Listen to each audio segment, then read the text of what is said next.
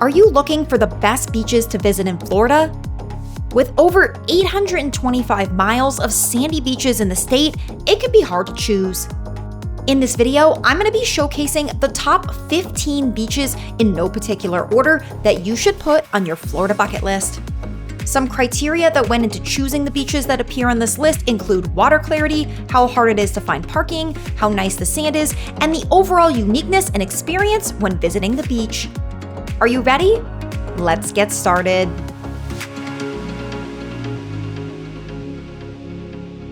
First up, we have Juno Beach, located on the Atlantic coast in the Palm Beaches. With over 3.4 miles of sandy beaches to explore, Juno Beach is totally underrated and has those beautiful Caribbean blue waters without all the crowds. It is truly one of the best beaches in all of Florida. There's free parking and so many entrance points. Each entrance point is different and they are all so stunning, and most even offer foot washing stations, which is very convenient. The water here honestly looks like Gatorade because it is so clear and blue. I cannot believe this place isn't more popular.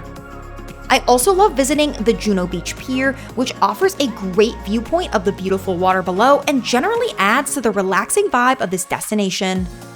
At the north end of Juno Beach, you will find Du Bois Park, which is located on the Jupiter Inlet and super unique and great for families.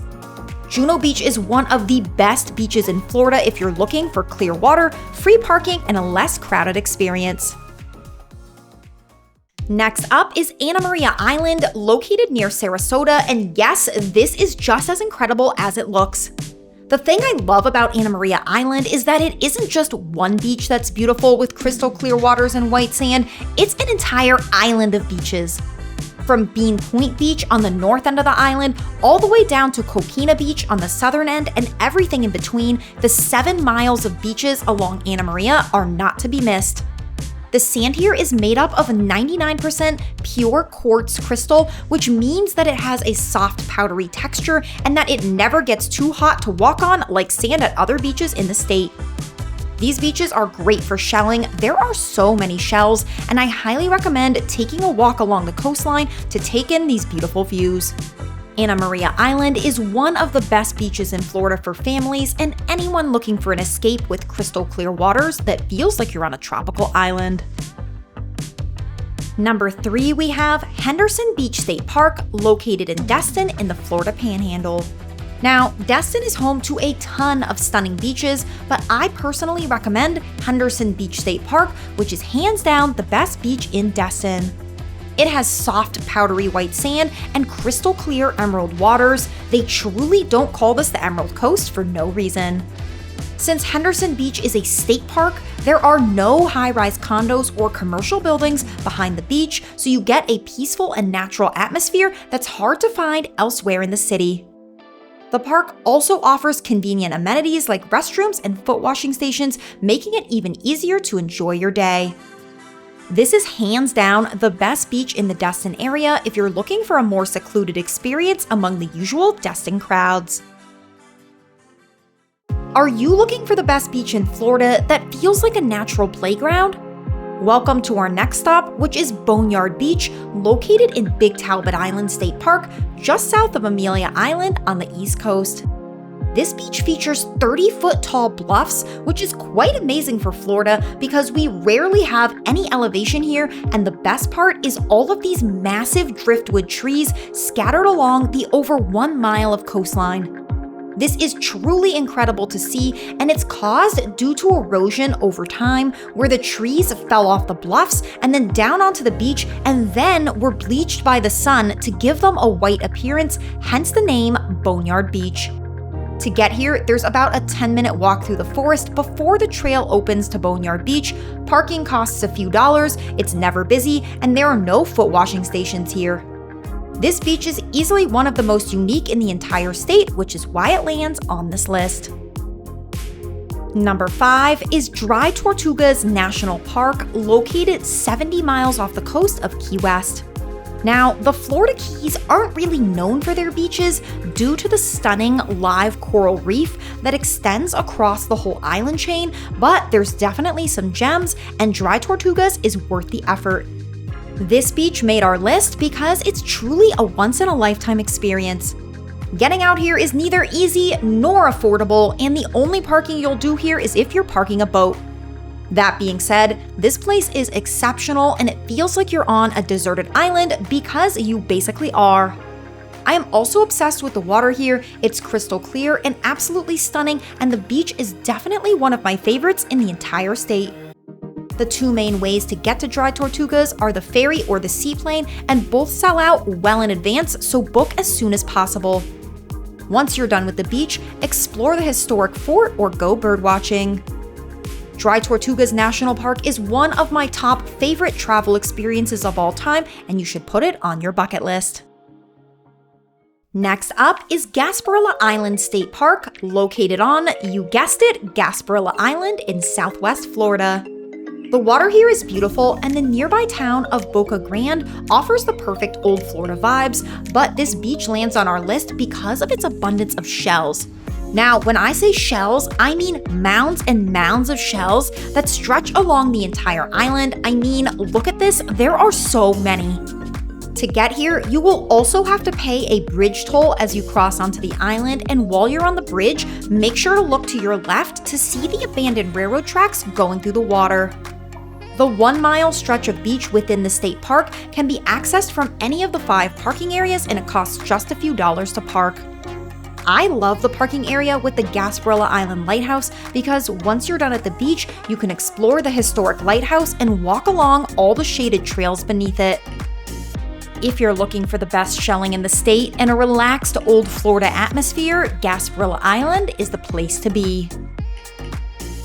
Now, when you think of Florida, you might not think of Europe, but that's exactly what it feels like when you're visiting the beaches along Highway 30A in the Florida Panhandle.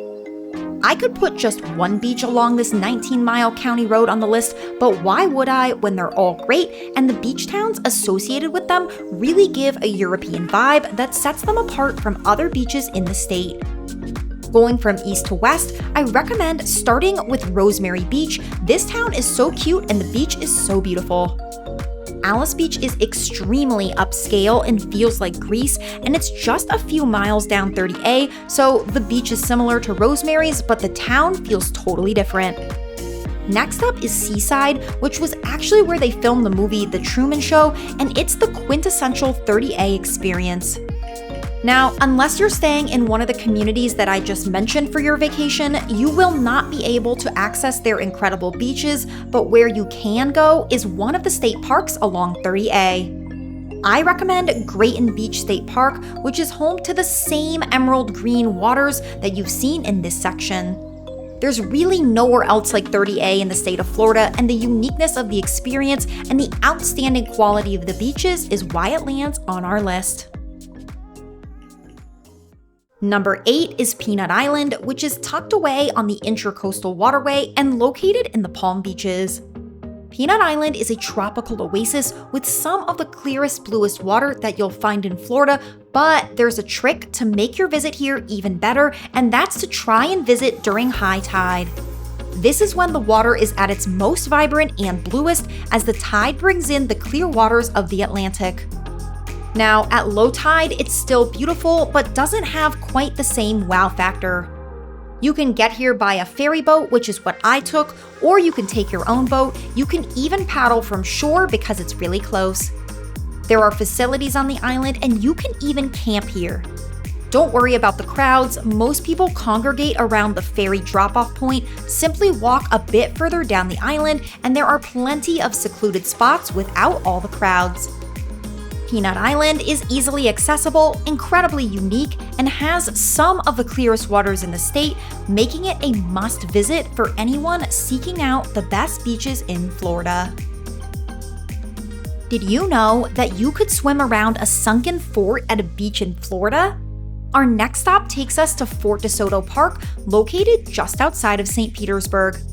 This place is amazing and checks all the boxes that you could possibly want from a beach in Florida, including over 7 miles of beaches, tons of parking with a flat fee for the entire day, facilities such as bathrooms and foot washing stations, fishing piers, and beautiful water. The coolest thing to do here is to see the submerged ruins of Battery Bigelow, which you can snorkel around, or check out some of the shells that wash up on shore near the ruins. This is a great beach for shelling, there are so many. When you're done with the beach, visit Fort Desoto itself and make sure to climb on top for the best views of the beach, and you can even go inside and see some history of this park. While other beaches in the area can get extremely busy, Fort Desoto is more secluded and a local favorite. For number 10, we have the lesser known and totally underrated Vero Beach, located on the Atlantic coast. This beach is uncrowded and teeming with wildlife. Seriously, I have never seen beaches with so few people. Stretching 26 miles, this paradise blends natural beauty with relaxed old Florida atmosphere. I love Vero Beach because there's free parking and foot washing stations at many of the beach accesses, and the water here is truly gorgeous. This beach is also great for shelling and is a haven for nesting sea turtles, so keep your eyes peeled. I also recommend visiting the pristine beaches of the nearby Sebastian Inlet State Park. It is worth the drive up from Vero Beach for this unspoiled nature. If you've always wanted to walk along a beach in Florida with no towering high-rises, no crowds, and beautiful water, all while you're surrounded by nature, put Vero Beach on your list.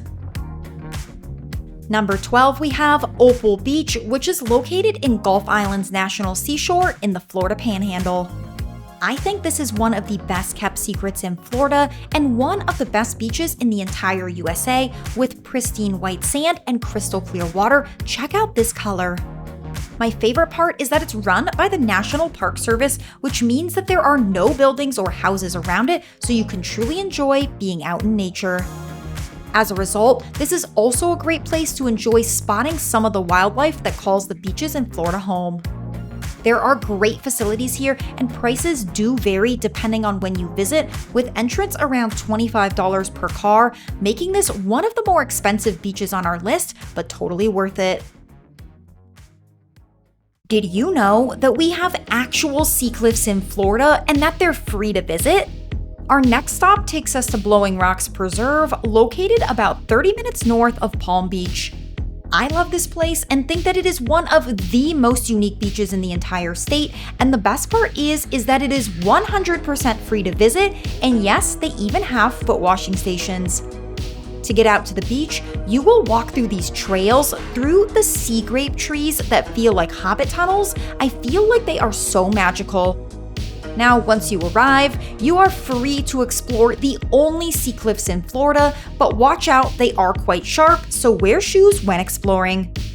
No matter when you visit, this place is so much fun. High tide offers you the chance to see waves crashing on the rocks, and low tide allows you to walk beneath the cliffs. I do want to note that this park does close very early, so make sure to pay attention to the time as they do close the parking lot. This beach is so different to others that I've showed today, and I just couldn't leave it off. It's unlike anything else in Florida. If you're looking for the best beach in Florida to find shark teeth, look no further than Caspersen Beach, located in Venice.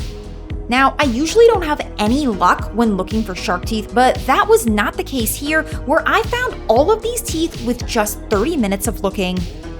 The road to Caspersen Beach was sadly washed out from hurricanes and is yet to be rebuilt, so I recommend driving as far as you can go, parking at South Boneyard Park, and walking the rest of the way. Once you arrive, start searching along the mounds of shells that wash up and see if you can spot any teeth. The water here is a beautiful turquoise color, and the sand along this beach is actually black in parts due to the dark fragments of all of the fossils ground down into sand. The walk here is totally worth it if you want a fun day out searching for shark teeth along the Florida coast. Number 14 is Siesta Key, located just outside of Sarasota. Now, I know you might be thinking that I'll only feature Siesta Beach, the most popular and crowded spot on the island, but I wanted to point out that Siesta Key is actually home to 8 miles of gorgeous beaches, so you have options. On the north end, we have Sarasota Beach, which has multiple free access points, and while it can still get crowded, the crowds are a lot lighter than Siesta Beach. On the south end of the island, we have Turtle Beach, which also offers free parking as well as various amenities for your convenience. The pristine white sand on Siesta Key is made with 99% pure quartz crystal, so it never gets too hot, and the water is some of the clearest in the entire state. If you have time, I recommend heading to Midnight Pass, which is the pass between Siesta Key and Casey Key for some unspoiled beaches with no high-rises, but the only way to get here is with your own boat. There is so much more to Siesta Key than just the very crowded Siesta Beach, which is why this location is a must visit. Our final spot on the list goes to Pass-A-Grille Beach, located in the quaint, laid-back town of Pass-A-Grille. Now, there are 4 miles of powder soft sand here and multiple beach access points, so you can easily head straight to the water. Parking is metered, and facilities depend on which beach access you are visiting. Make sure to check out Paradise Grill, which is directly situated on Pass-A-Grille Beach for a meal with a view, or you can simply hang out on the colorful chairs and watch the sunset. When you're done at the beach, make sure to walk around the cute small town of Pass-A-Grille and then visit the rooftop bar at Hurricanes for incredible views over the water. With over 825 miles of sandy beaches, there are basically endless options of beaches in Florida to explore, and it was super hard to narrow down just the top 15 best places for you to visit. Let me know your favorite Florida beach in the comments below, and don't forget to like, subscribe, and hit that notification bell. Thanks for watching, and I'll see you next time.